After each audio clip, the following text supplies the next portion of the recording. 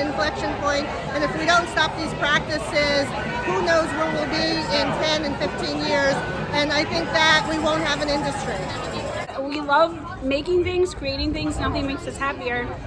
But we have to be paid for it, otherwise writers, women, people of color who are already having a really hard time getting into the union to begin with, they're going to be more and more people dropping out because you just can't sustain on what we're being paid right now. It's important to me that I fight, I make my voice loud, and not just my voice, but let's say for like a black woman, an Asian woman, a MENA woman, anyone who, doesn't have that type of voice.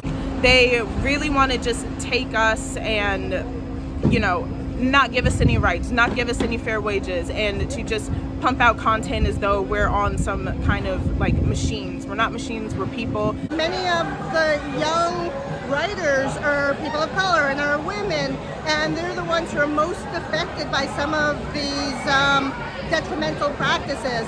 They're not being paid salaries that are commensurate to their talents. I was a bailiff on Night Court for 9 years. We had a lot of women writers on that show. There used to be a big animosity about women writers. The men were afraid because they looked for a women's perspective. We wouldn't be here if it wasn't for a woman. But it's very hard for a young writer. She's always talked down, or they think that they can do it better. That's wrong.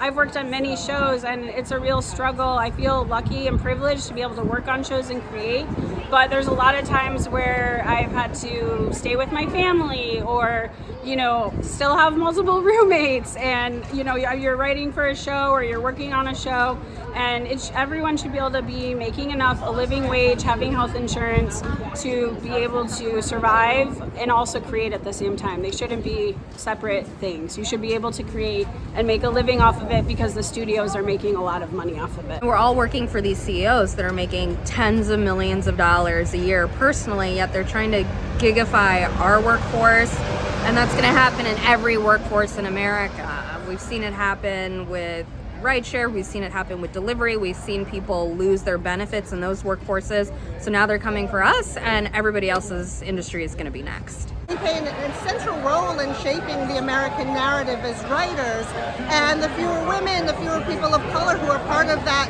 storytelling practice, the fewer perspectives that are going to be out there, and it's just not going to be reflective of sort of the complexity of who we are in this country. So folks, it's one big happy apple.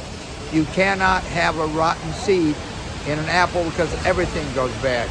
For a fact, a lot of people want to see more, shows and movies about Latina families and people. I'm one of those people, and I'm one of those people who wants to write that. So with this movement, I hope that we can champion that, and that young 4-year-old Mara will be looking at this and smiling that she fought for the right thing.